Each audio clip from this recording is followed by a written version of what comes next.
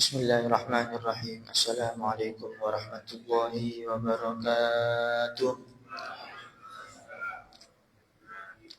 Marilah kita sama-sama kita niat mengaji karena Allah Subhanahu wa taala.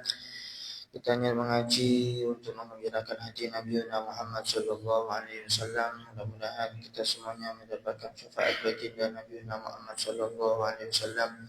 Kita niat mengaji, mudah-mudahan urusan kita, pekerjaan kita semuanya dipermudah dan dilancarkan oleh Allah Subhanahu wa taala. Mudah-mudahan barakah majelis taklim, barakah pengajian ini, keluarga kita, ahli kubur kita yang telah mendahului kita, mudah-mudahan mereka semua senantiasa dirahmati, diberkahi oleh Allah Subhanahu wa taala. Kuburannya dijadikan raudhah min riyadhil jannah, taman daripada taman-taman surganya Allah Subhanahu wa taala. Kita mengaji, mudah-mudahan niatan kita sama seperti para guru, para kiai, para ulama, para habaib. Mudah-mudahan kita semuanya mendapatkan keberkahan dari Allah Subhanahu wa taala.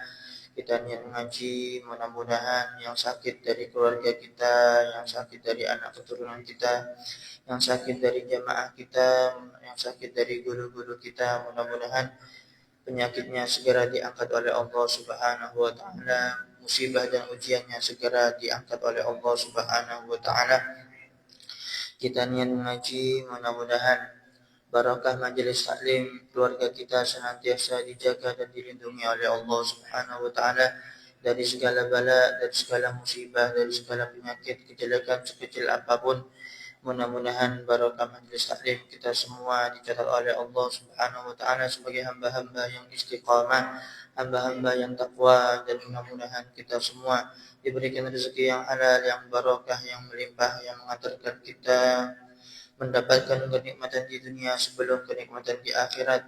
Mudah-mudahan barakah majelis taklim, keluarga kita dijadikan keluarga yang sakinah, mawaddah, warahmah. Anak keturunan kita dijadikan anak keturunan yang soleh, solehah, yang dapat mengangkat derajat orang tuanya di dunia sebelum nanti di alam akhirat. Mudah-mudahan barakah majelis taklim kita semuanya dapat diundang oleh Allah Subhanahu wa taala untuk menziarahi Makkahul Mukarramah, menziarahi Madinatul Munawwarah, ziarah Nabi Muhammad sallallahu alaihi wasallam, untuk melaksanakan ibadah haji dan umrah sinin ba'da sinin wa awam ba'da awam ala ma tuhibbu wa tarda ya dzal jalali wal ikram.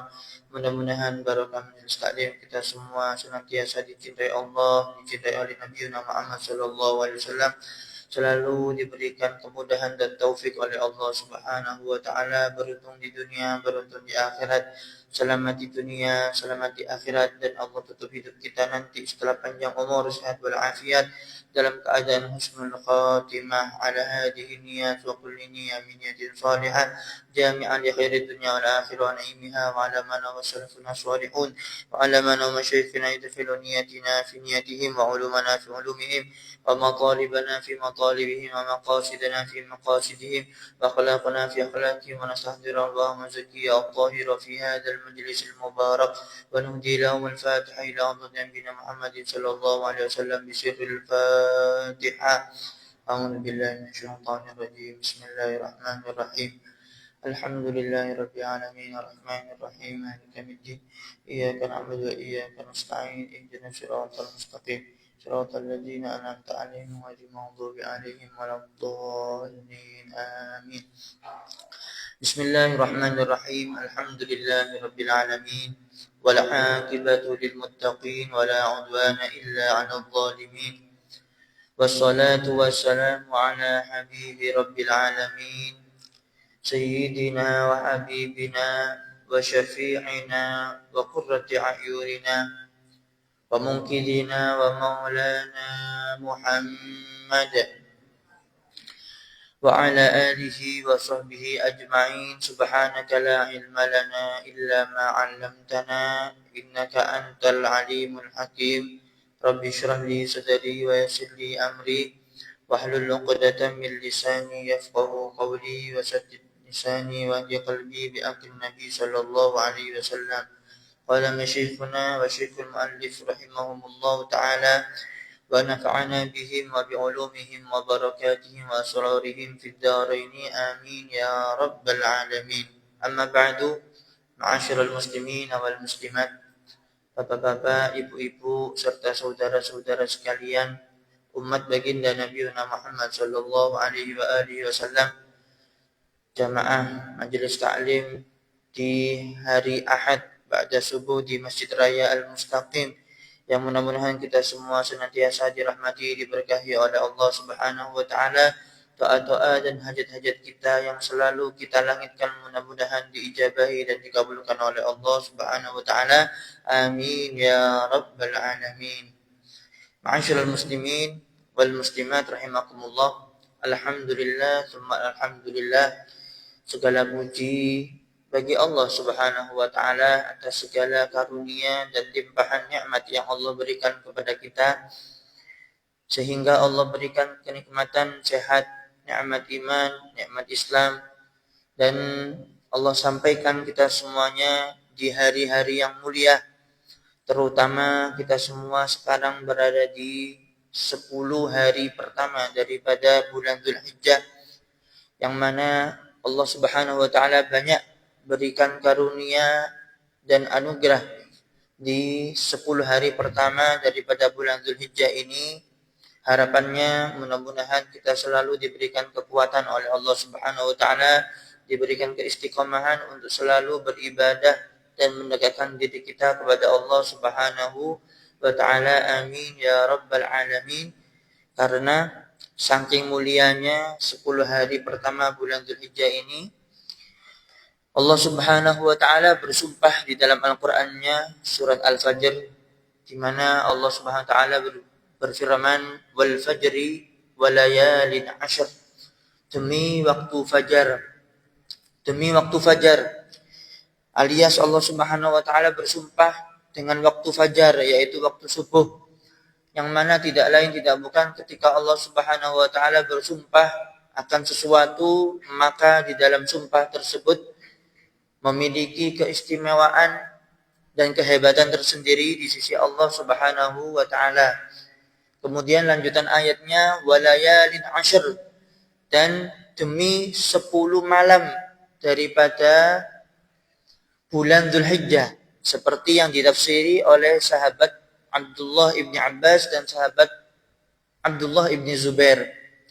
Sehingga Allah Subhanahu wa taala bersumpah juga di 10 hari pertama daripada bulan Dzulhijjah karena kemuliaannya yang besar, keistimewaannya yang agung di sisi Allah Subhanahu wa taala, sampai-sampai Allah Subhanahu wa taala bersumpah atas kemuliaan yang ada di 10 hari pertama daripada bulan Dzulhijjah. Sekarang kita berada kurang lebih di tanggal 5 daripada bulan Dzulhijjah. Beberapa hari lagi kita akan memasuki Tarwiyah, kemudian Arafah, dan kemudian hari raya Idul Adha. Mudah-mudahan kita semua diberikan panjang umur, sehat wal afiat. Amin ya rabbal alamin. Oleh karena itu Kanjeng Nabi sallallahu alaihi wasallam menjelaskan atas keistimewaan dan kemuliaan daripada bulan Dzulhijjah ini dalam hadis riwayat Imam Al-Bukhari. Rasulullah sallallahu alaihi wasallam bersabda, "Ma min ayyamin al-'amalu shalihu fiha ahabbu ila Allah min hadhihi al-ayyam", yakni ayyam al-'ashr.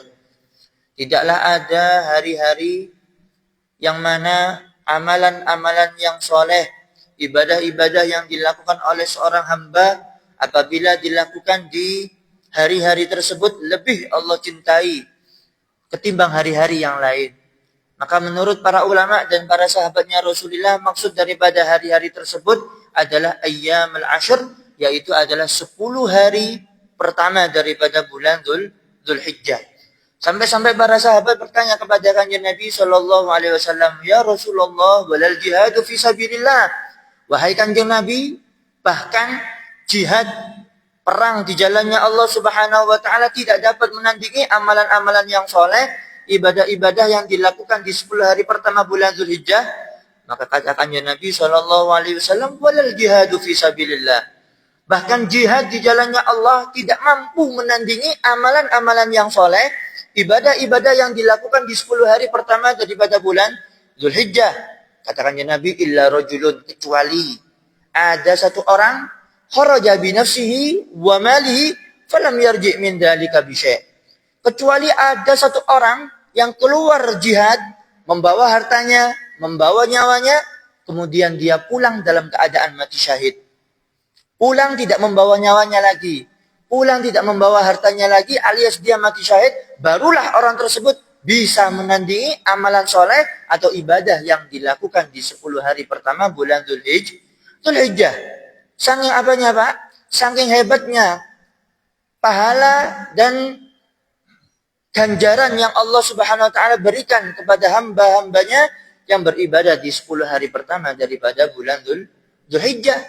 Sehingga dalam hadis yang lain Nabi sallallahu alaihi wasallam menjelaskan, ya'dilu siyamu kulli yaumin minha bi siyami sana.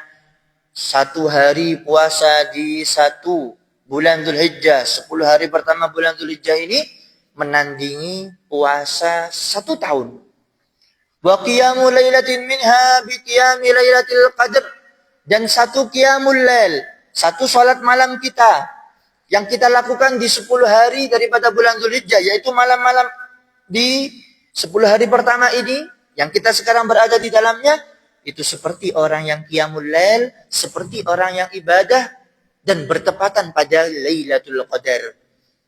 Sekarang kadang-kadang kita ketika bulan Ramadan tidak mengetahui apakah kita ibadah di Lailatul Qadar atau tidak. Apakah benar kita sudah beribadah di Lailatul Qadar berpapasan atau tidak. Akan tetapi ketika pulau panjenengan ibadah qiyamul lail di malam-malam hari daripada 10 hari pertama bulan Dzulhijjah, dipastikan kita akan mendapatkan qiyamul lail di malam Lailatul Qadar. Satu malamnya maka diganjar satu ibadah pada Lailatul Qadar. Bagaimana kalau sepanjang hari ini, mulai awal Dzulhijjah kemarin ketika pemerintah sudah memberikan pengumuman sidang isbatnya, sudah masuk bulan Dzulhijjah sampai nanti hari raya Idul Adha, maka bagaimana besar Allah Subhanahu wa taala memberikan pahala dan ganjaran kepada umatnya, kepada hambanya yang beribadah di 10 hari daripada bulan Dzulhijjah. Makanya kan Nabi SAW memberikan wasiat dan pesan Pak kepada kita semua. Dalam hadisnya kan Nabi bersabda, "Fa'aksiru fihinna minat tahlili wat takbiri wat tahmid." Maka di 10 hari pertama bulan Dzulhijjah ini perbanyak tahlil, berbanyak mengucapkan kalimat tahmid, alhamdulillah, perbanyak mengucapkan kalimat Allahu Akbar, dan perbanyak zikir-zikir dan ibadah-ibadah yang lain. Mengapa demikian? Karena pahalanya akan dilipat gandakan oleh Allah Subhanahu wa taala. Dalam kitab Kanzun Najah was Surur disebutkan, wal amalu fihinna yudha'afu bi 700. Saking hebatnya amalan-amalan soleh yang dilakukan di 10 hari pertama bulan Dzulhijjah ini, maka disebutkan di dalam kitab Kanzun Najah was Surur, amalan yang dilakukan di 10 hari pertama bulan Dzulhijjah akan dilipat gandakan sampai 700, sampai 700 kali. Sampai 700 kali. Padahal kita tahu Pak, setiap amalan soleh yang kita lakukan itu wal hasanatu bi asyri amsalihha. Amalan soleh kita itu dilipat gandakan sampai 10 kali. Atau mungkin bisa lebih sesuai kehendaknya Allah Subhanahu wa taala. Akan tetapi khusus ketika kita berada di bulan Dzulhijjah ini, terutama di 10 hari pertama bulan Dzulhijjah, maka amal ibadah kita semuanya akan dilipat gandakan oleh Allah. Setiap ibadahnya, setiap amalannya akan dilipat gandakan sampai 700 kali. Dan amalan soleh itu banyak artinya. Amalan soleh nggak cuma sholat jamaahnya kita. Amal soleh nggak cuma sholat sunnah kita. Amalan soleh mungkin sedekah kita. Amalan-amalan soleh mungkin zikir-zikir kita. Amalan-amalan soleh kita adalah ketika kita bisa membantu tetangga, kerabat kita. Amalan-amalan soleh mungkin dengan cara menjaga lisan kita, tidak menyakiti orang lain. Amalan soleh kita diantaranya mungkin memberi makanan kepada orang-orang yang membutuhkan. Banyak sekali makna daripada amalan-amalan yang soleh yang tujuannya di situ untuk mendekatkan diri kepada Allah Subhanahu wa taala. Makanya Allah Subhanahu wa taala lewat perantara kanjeng Nabi sallallahu alaihi wasallam menyebutkan satu amalan soleh akan diganjar sampai 700 kali. Maka sayang sekali ketika pulau panjenengan berada di akhir-akhir daripada 10 hari pertama bulan Dzulhijjah ini, awal-awal daripada 10 hari pertama bulan Dzulhijjah, maka kita sempatkan kita maksimalkan ibadah kita kepada Allah Subhanahu wa taala. Apalagi hari Rabu kita sudah memasuki Yaumut Tarwiyah, hari Tarwiyah, yang mana menurut para ulama dinamakan hari Tarwiyah dari kata atau istilah rawa yarwi rayyan, yang artinya kenyang dengan air. Maknanya para jamaah haji yang sekarang sudah berada di tanah suci Mekah di hari Tarwiyah mulai mengumpulkan, terutama di zaman dahulu Pak, mengumpulkan persediaan minuman, yaitu minum zam-zam, air zam-zam dimasukkan di wadah-wadah, kemudian dibawa untuk perjalanan ke Muzdalifah, ke Mina, dan Aqobah untuk lempar jumroh. Arafah, Muzdalifah, dan juga Mina. Maka di hari Tarwiyah, para jamaah haji kita yang berada di tanah suci Mekah mulai mengumpulkan persediaan minumannya, makanannya untuk pergi ke Muzdalifah, Mina, dan juga Arafah. Makanya disebut hari Tarwiyah. Ulama yang lain pun juga menjelaskan bahwasanya disebut hari Tarwiyah dari kata tarawwa, yang artinya berpikir, merenung. Karena pada hari Tarwiyah ini ayah kita Sayyidina Ibrahim alaihissalam merenungi apa yang beliau lihat pada malam harinya. Pada hari Tarwiyah malam harinya, Sayyidina Ibrahim alaihissalam melihat dalam mimpi bahwasanya beliau mimpi melihat dirinya menyembelih putranya Nabi Ismail alaihissalam. Keesokan harinya, di pagi harinya, Nabi Ibrahim, yaitu hari Tarwiyah, beliau dalam keadaan gelisah, dalam keadaan galau, dalam keadaan merenungi dan memikirkan apa yang beliau lihat pada malam hari. Apakah mimpi yang ia lihat tadi malam itu datangnya dari Allah atau datangnya dari iblis? Mimpi yang Allah perlihatkan kepada Nabi Ibrahim itu, apakah memang itu dari Allah, apakah dari iblis? Makanya hari tersebut, yaitu hari ke-8 daripada bulan Dzulhijjah, Nabi Ibrahim Tarwiyah, memikir, merenungkan apa yang barusan beliau lihat pada malam harinya.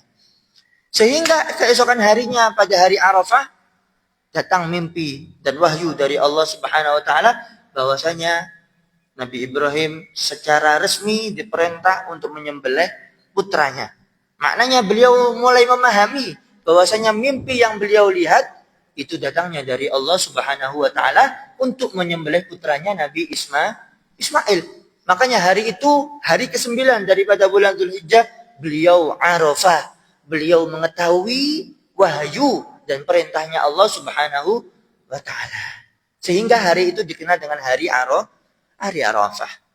Barulah ketika hari raya Idul Adha, yaitu di hari ke-10 daripada bulan Dzulhijjah, Nabi Ibrahim siap-siap untuk melaksanakan perintahnya Allah Subhanahu wa taala untuk menyembelih putranya. Akan tetapi karena keteguhan dan kesabaran Nabi Ibrahim alaihissalam dan sifat taat dan pasrahnya Nabi Ismail alaihissalam atas perintahnya Allah Subhanahu wa taala, beliau bersedia untuk dijadikan kurbannya Nabi Ibrahim alaihissalam.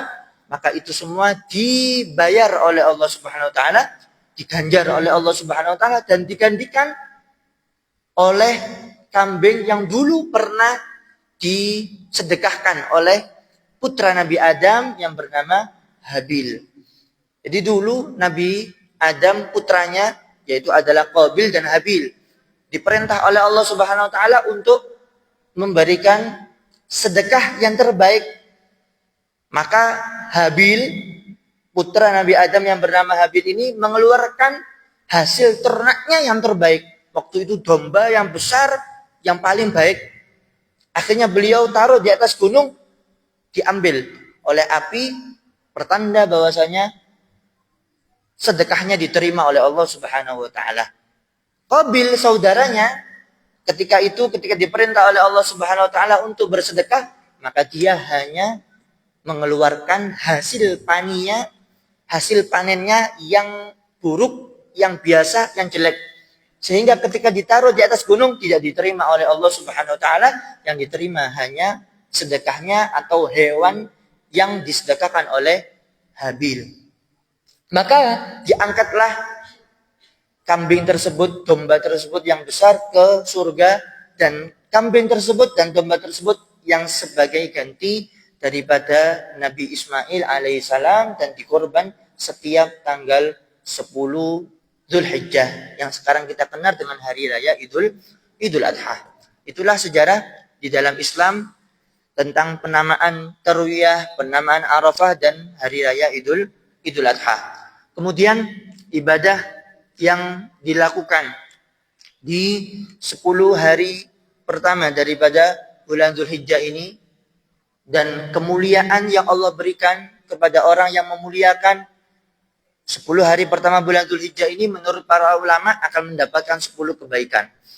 Orang yang memuliakan, orang yang beribadah 10 hari pertama bulan Dzulhijjah, dia akan mendapatkan 10 kemuliaan.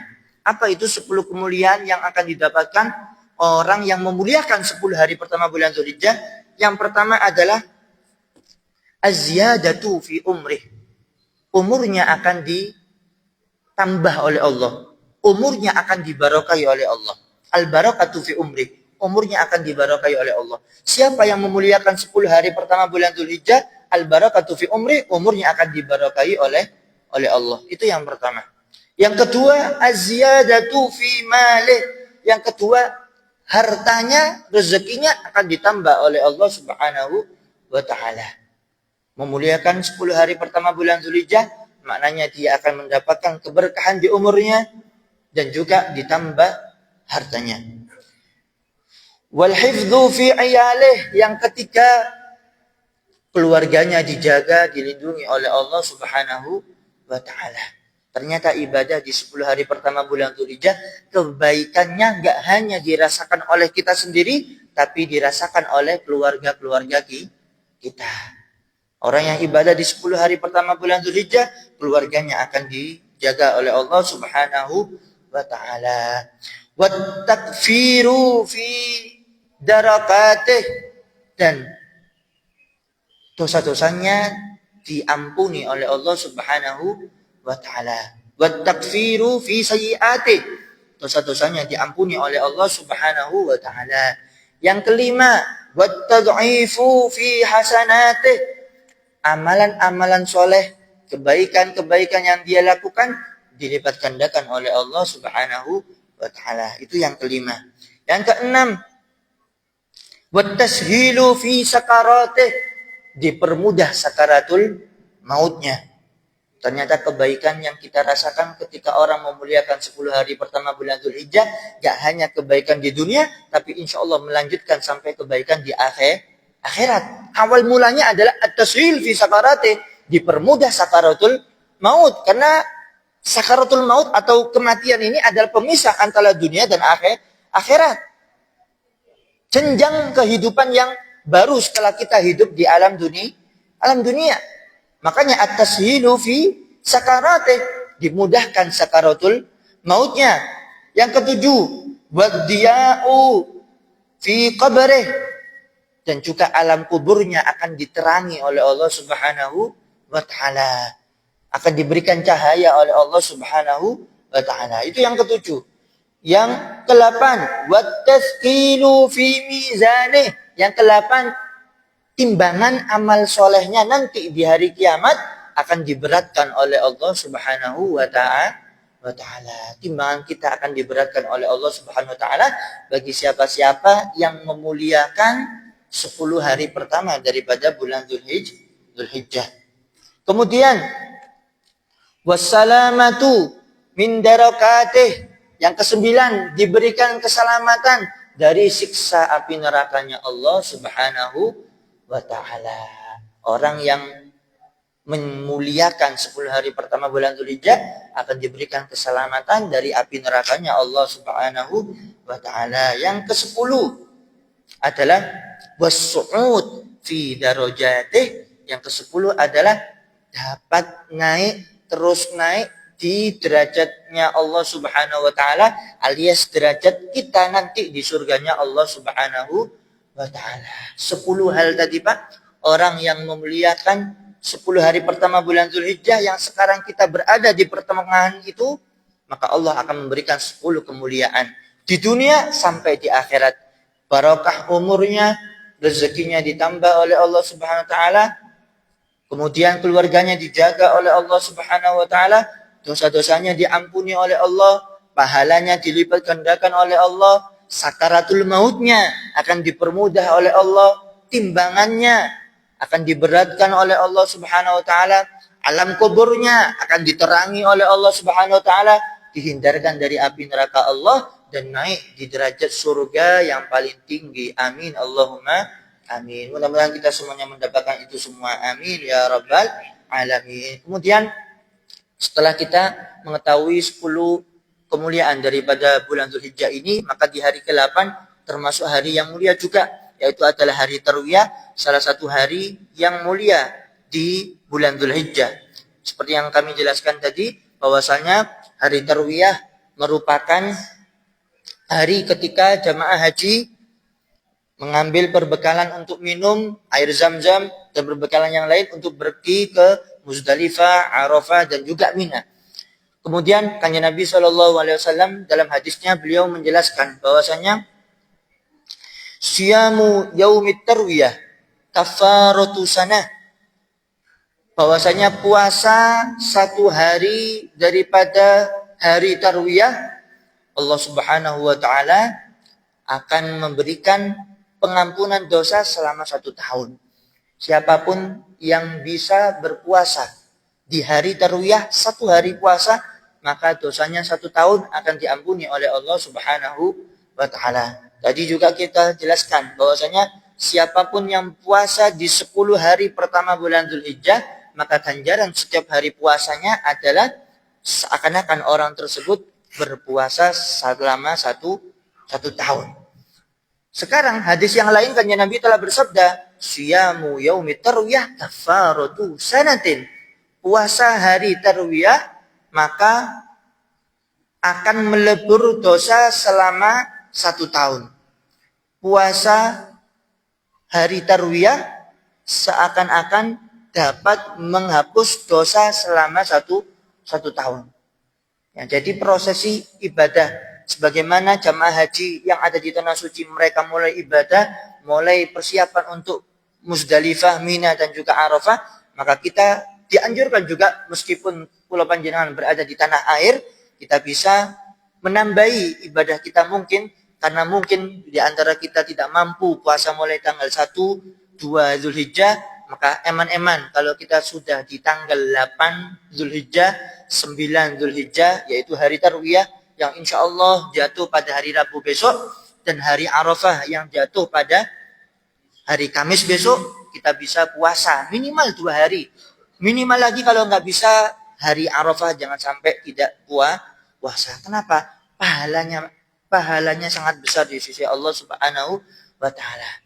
Oleh karena itu di sini kanjeng Nabi SAW menjelaskan saumu yaumit tarwiyah kafaratu sanah. Puasa hari tarwiyah itu dapat melebur dosa 1 tahun. Hari Arafah ganjarannya apa?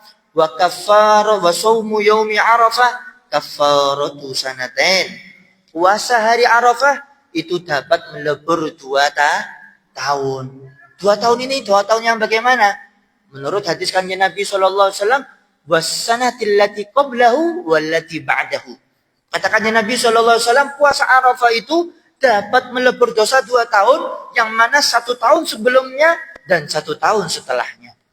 Jadi kalau panjenengan minimal puasa hari Arafah yang insya Allah nanti jatuh pada hari Kamis, maka dapat melebur dosa dapat melebur dosa di tahun yang lalu, yaitu tahun hijriyahnya itu mungkin 1445 ya, atau sekarang 1446, dan tahun yang akan datang 1447.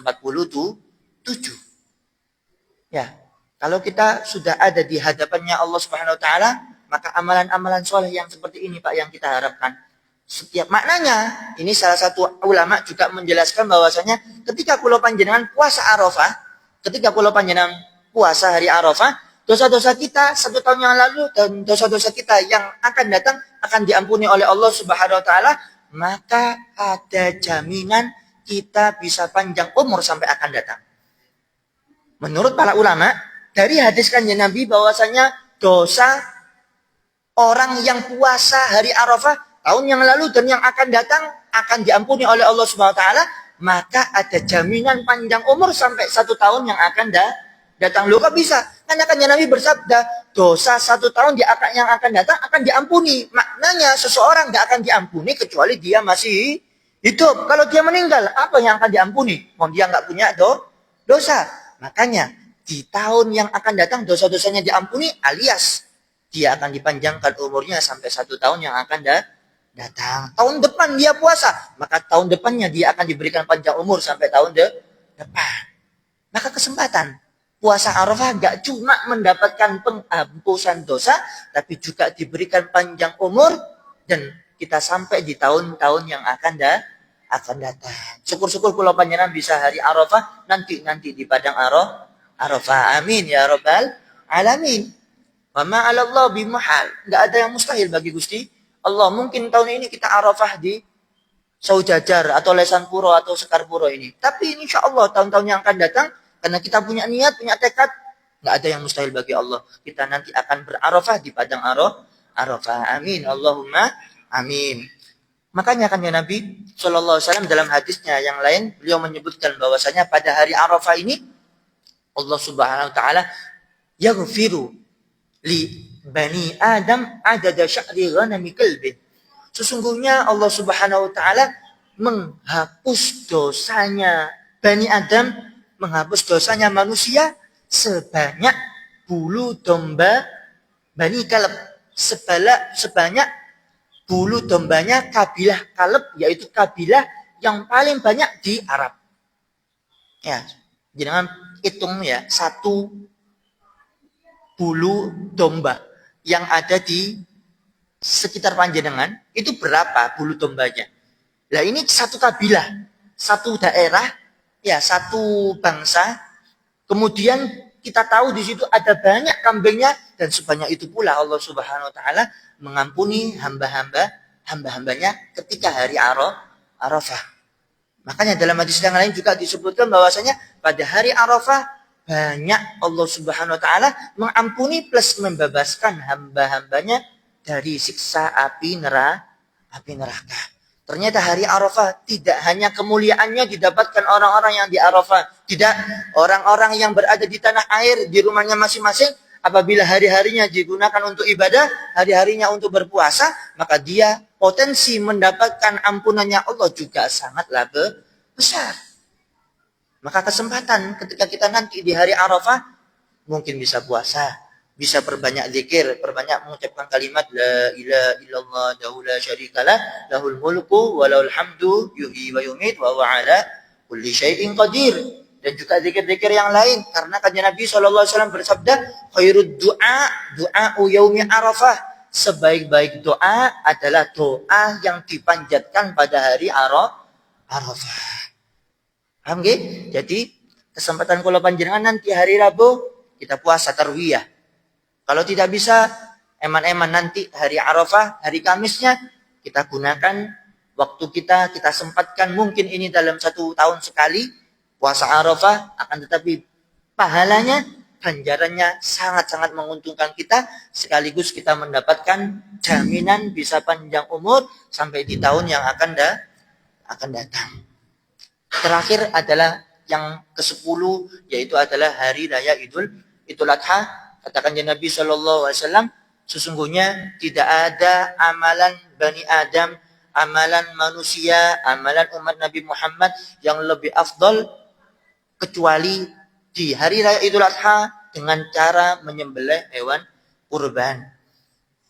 Wa inna dam la yaqa'u minallahi 'ala ardi bimakan qabla an yaqa'al ard. Katakan Nabi Shallallahu Alaihi Wasallam, sesungguhnya pahala yang Allah berikan kepada orang yang berkorban itu akan didapatkan sebelum darah menetes dari hewan yang disembelih. Ketika hewan kurban panjenengan disembelih, sebelum darahnya menetes ke atas bumi, ke atas tanah, maka pahalanya sudah sampean dapatkan. Pahalanya sudah ditransfer oleh Allah Subhanahu wa Ta'ala. Jadi siapapun dari antara kita yang punya kemampuan, yang punya keluasan rezeki, eman-eman ketika nanti kita di hari raya Idul Adha bisa berkorban. Karena hukum daripada korban sendiri adalah sunnah. muakkadah, sunnah yang sangat dianjurkan, terutama apabila di satu kepala keluarga minimal ada satu orang yang berkorban minimal. Karena apabila ada satu orang yang melaksanakan kurban di satu keluarga, itu gugur kesunahan dari yang lain. Maknanya apa? Maknanya cukup dari satu keluarga satu orang saja untuk berkorban. Syukur-syukur satu keluarga semuanya bisa berkorban. Karena kan Nabi SAW bersabda, "Man dhahha thayyibatan biha nafsuh muhtasiban li udhiyatih kana lahu hijaban minan nar." Barang siapa yang nanti ketika hari raya Idul Adha berkorban, beli hewan kurban kambing ataupun sapi, muhtasiban li udhiyatihi, ikhlas karena Allah Subhanahu wa taala, kanat lahu hijaban minan nar, maka hewan kurban tersebut akan menjadi penghalang dari siksa api nerakanya Allah Subhanahu wa taala. Alias orang yang berkurban tidak akan masuk neraka, enggak akan masuk neraka, pasti masuk surga. Kemudian hewan kurban yang panjenengan beli itu semua akan menjadi kendaraan transportasinya panjenengan sampai menuju surganya Allah Subhanahu wa taala. Kanjeng Nabi sallallahu alaihi wasallam bersabda, "Azimu matayakum fa innaha 'ala sirati matayakum." Kalau beli hewan kurban yang besar, kata kanjeng Nabi sallallahu alaihi wasallam, kenapa? Fa innaha 'ala sirati matayakum, karena nanti hewan kurban tersebut akan menjadi kendaraan panjenengan nanti menuju ke surganya Allah Subhanahu wa taala. Allahumma ja'alna minhum. Mudah-mudahan kita semuanya dipermudah oleh Allah Subhanahu wa taala. Yang punya keluasan rezeki, punya kemampuan, kita semua bisa berkorban di hari raya Idul Adha. Mudah-mudahan kita semuanya diberikan kekuatan oleh Allah Subhanahu wa taala, diberikan keluasan rezeki oleh Allah Subhanahu wa taala, diberikan pertolongan oleh Allah Subhanahu wa taala. Urusan kita, pekerjaan kita mudah-mudahan dipermudah dan dilancarkan oleh Allah Subhanahu wa taala. Hajat-hajat kita semua mudah-mudahan dikabulkan oleh Allah Subhanahu wa taala, dihindarkan dari segala bala, musibah, kejelekan, penyakit sekecil apapun. Mudah-mudahan kita semuanya dapat diundang oleh Allah Subhanahu wa taala untuk menziarahi Makkahul Mukarramah, menziarah Madinatul Munawwarah, untuk melaksanakan ibadah haji dan umrah sinin ma'al sinin wa awam ba'da awam ala ma tuhibbu wa tarda ya dzal jalali wal ikram. Allah tutup kita, hidup kita semuanya nanti dalam keadaan husnul khatimah. Ya Allah biha, ya Allah biha, ya Allah bi husnul khatimah. Husnul khatimah setelah panjang umur, sehat wal afiat dalam takwa, istiqamah, ibadah. Husnul khatimah, keluarga kita semuanya dijaga, dilindungi oleh Allah Subhanahu wa taala. Husnul khatimah, keluarga kita, guru-guru kita, orang-orang yang kita cintai dikumpulkan bersama baginda Nabi Muhammad sallallahu alaihi wa alihi wasallam. Sallallahu ala sayyidina Muhammadin wa ala alihi wasallam. Walhamdulillahirabbil alamin. Bismillahil Fatihah. Alhamdulillah syaitanir rajim.